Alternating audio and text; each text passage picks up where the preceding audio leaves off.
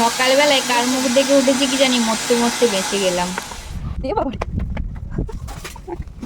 দেখো দেখো খালি দৌড়ানো, খালি দেখো কাদের গরু কি জানি, গরুর তারা কি অবস্থা খারাপ।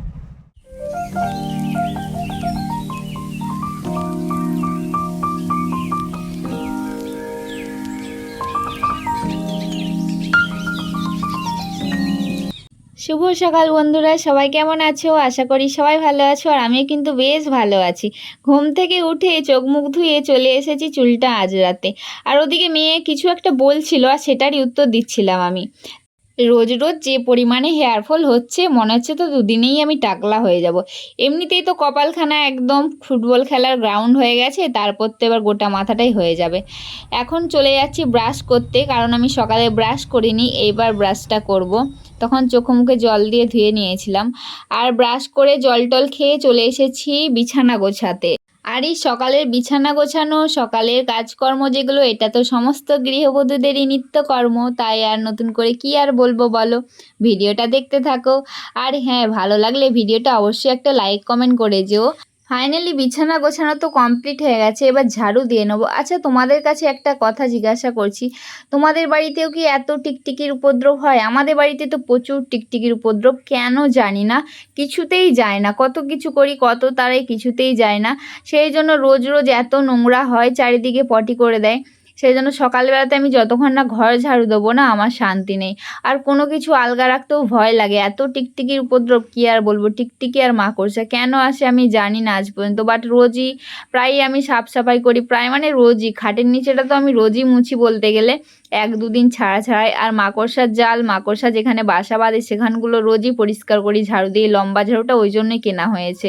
আর এই মফটাও কেনা হয়েছে, খাটের নিচেটা মুছতে আমার খুব অসুবিধে হতো, রোজের রোজের ঢুকে মুছতে ইচ্ছা করতো না। সেই জন্য আমি বড় মফটাই নিয়েছি, যাতে আমাকে ঢুকতে হয় না, বাইরে থেকে হাত বাড়িয়ে মোছা হয়ে যায়। আর তাও দেখছি টিকটিকি মাকড়সার উপদ্রব কমছে না। আচ্ছা, তোমরা একটু আমাকে জানাবে টিকটিকি আর মাকড়সা কিভাবে তাড়ানো যায়? আর এই রোজের সকালবেলাতে আমার এখানটা ধুতেই হবে, কারণ সারা রাত্রি কুকুর বেড়াল যাতায়াত করে, বা কুকুরে এসে শুয়েও থাকে দেখেছি মাঝে মাঝে। সেই জন্য আমি এখানটা যতক্ষণ না ধোবো আমার শান্তি হয় না মনের মধ্যে। ঘর না মোছা হলো, ঘর না ঝাড়ু দেওয়া হলো, এখানটাকে আমাকে ধুতেই হবে। সেই জন্য আমি জল দিয়ে ধুয়ে নিচ্ছি ভালোভাবে, একবার দুবার তিনবার করে জল দিয়ে দিয়ে ধুই, ভালোভাবে ধুই। আজকে তো আবার গাড়ি বের করেছিল ওই জন্য। আর মেয়ে দেখো স্কুলে যাবে বলে স্নান টান করে রেডি হয়ে নিয়েছে, তখন স্নান করছিল যখন আমি বিছানা গুছাচ্ছি। কাজকর্ম শেষ হয়ে গেছে, তো এখন একটু খাওয়া দাওয়ার পালা, কারণ মেয়ে স্কুলে বেরোবে, মেয়েকে খাইয়ে দেবো, আর আমিও কিছু খাবো। আমি কিছু খাইনি, এখন ঘড়িতে বাজে মোটামুটি ওই 9:30 বাজে, এখন 9:30 বাজে, 9:25 এরকম বাজবে। তো আমি এখন খাওয়া দাওয়া করবো, মেয়েকে খাওয়া দাওয়া করাবো, মেয়ে স্কুলে বেরোবে, তারপরে বাকি কাজকর্ম করবো। তো চলো খাওয়া দাওয়া করে নিই, আবার দেখা হচ্ছে পরে।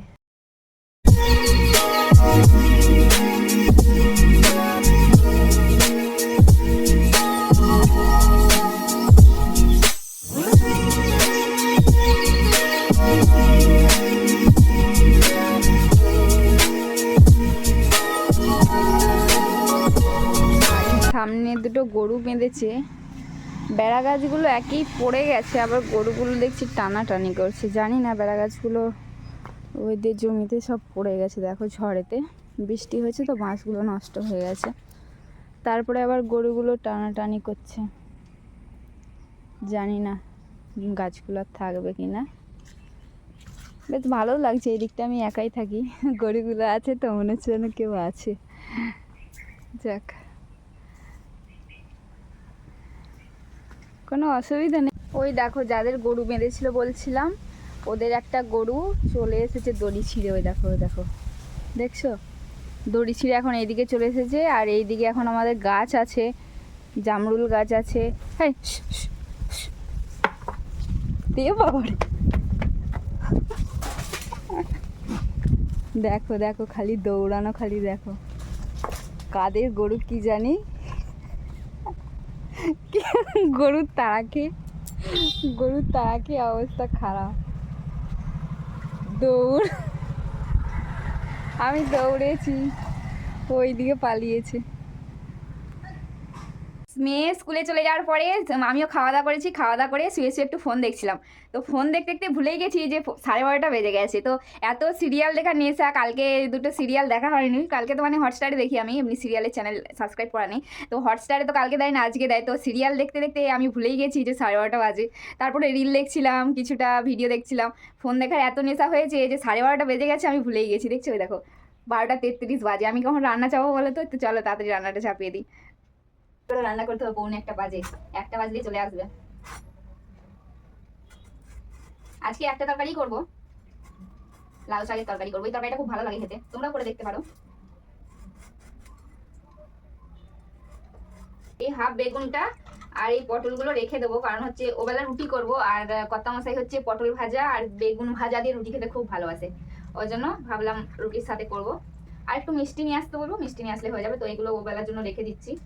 এদিকে প্রেসার কুকারে ভাতটা চাপিয়েছি বলেছি, তো দেখো প্রেসার কুকারে ভাত চাপালে তাড়াতাড়ি হয় ঠিকই, কিন্তু এই যে যে অবস্থা হয়েছে, এটা এবার পরিষ্কার করতে আমার খুব রাগ ধরে। এই মানে ফ্যানটা উপর দিকে বেরোবে, বেরিয়ে চারিদিকে পড়ে যাবে, এটাই খুব বিরক্তিকর ব্যাপার একটা।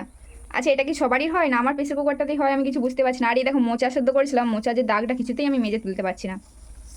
তোমরা সবাই একটু বলো তো কীভাবে তুলবে, দেখবে যখনই সিটি মারবে কীরকমভাবে ফ্যানটা বেরোবে। আচ্ছা, এটা কি করে ঠিক হবে তোমরা একটু জানিয়ে তো। প্রেসার কুকারে সিটি দিয়ে এরকম করে জল বেরোয়, ডাল সেদ্ধ করলেও বেরোয়, ভাত চাপালেও বেরোয়, বাট এটা আগে হতো না গো এরকম।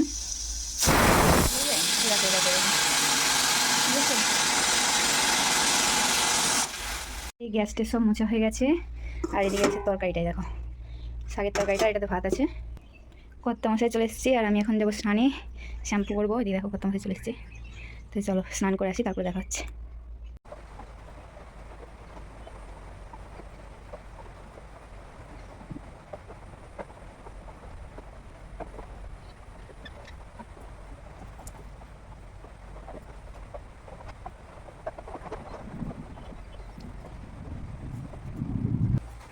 চুল আঁচড়ানো হয়ে গেছে, আর দেখো কতটা হেয়ার ফল হয়েছে, দেখছো এত হেয়ার ফল হয়েছে। আর এখন বাজে 3:30 বাজে। তো মেয়ে স্কুল থেকে আসার টাইম হয়ে গেছে, কিন্তু এত বৃষ্টি পড়ছে দেখো বাইরে, বোঝা যাচ্ছে কিনা জানি না। এই দেখো পুরো ভিজে গেছে, দেখছো। রেনকোটও নিয়ে যায়নি, কি করে আসবে জানি না, ভিজে যাবে মনে হচ্ছে। আজকে শ্যাম্পু করেছি, তো কালকে একটা হেয়ার মাস্ক ইউজ করবো। তো কি হেয়ার মাস্ক ইউজ করছি তোমাদের দেখাবো। তো হেয়ার মাস্কটা ইউজ করার পর থেকে অনেকটা কমেছে, নাহলে অনেকটা করে চুল পড়ছিল, অনেকটা কমেছে। চিন্তায় চিন্তায় আমি শেষ হয়ে গেলাম। বাপিকে বলছি দেখো তো আবার ফোন করে, এখন আসেনি কেন? 4টে বাজে, তুই এতক্ষণে আসছিস কেন? তোর দেরি হলো এতক্ষণে কেন? ছুটি 3:30 স্কুল ছুটি।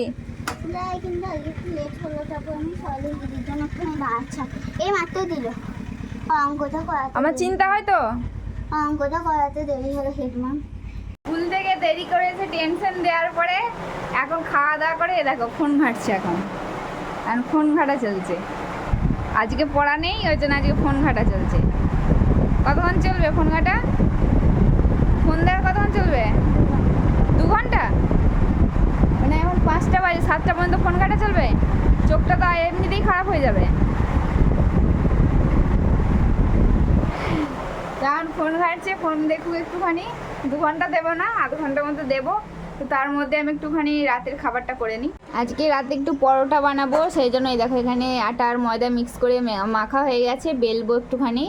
আর এই তেলটা নিয়েছি, এটার মধ্যেই, এই তেলটার মধ্যে দিয়ে মানে বেলার ভাজাটা দুটোই সেরে নেবো, কারণ বেশি তেল খাওয়া এমনিতেই আমার পছন্দ নয়। তো চলো রাতের খাবারটা রেডি করে নিই, তারপর আবার মেয়েকে পড়তে বসাবো।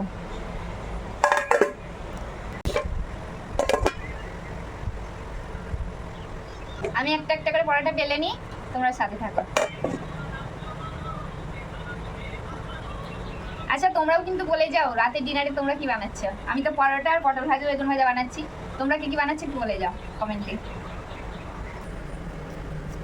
পরোটাগুলো ভাজতে চলে এসেছি, কিছু মানে সবগুলোই প্রায় ভাজা হয়ে গেছে। এই দেখো সবগুলো ভাজা হয়ে গেছে। আর এখানে আমার মেয়ের বায়না যে চিনির পরোটা খাবে, তো চিনির পরোটা এখানে বেলে নিয়েছি। চিনির পরোটা আমার মেয়ের আর আমার ফেভারিট, দুজনেরই ফেভারিট। তো চলো চিনির পরোটাগুলো ভেজে নিই, দেখা হচ্ছে একটু পরে। ডিনার কমপ্লিট, এটা আছে ভাজাগুলো আর এটি আছে পরোটা, তো সব কমপ্লিট। এবার তো পড়তে বসতে হবে, পড়তে বসতে হবে তো, হবে তো, উঠে পড়ো, উঠে পড়ো। এবার পড়া নেই বলে আজকে তো পড়তে হবে, কালকে যে পড়াগুলো দিয়েছে ওগুলো কি করবে? না, কালকে পড়া আছে তো, চলো উঠে পড়ে, উঠে পড়ে না, একটু 2 ঘন্টা পড়লেই হয়ে যাবে, 6টা বাজে তো, 8টা পর্যন্ত পড়ে না দিয়ে বাকি আসবে, তারপর খেলবে। আমি বন্ধ করে দাও, ফোন বন্ধ করে দাও, বন্ধ করে দাও ফোনটা।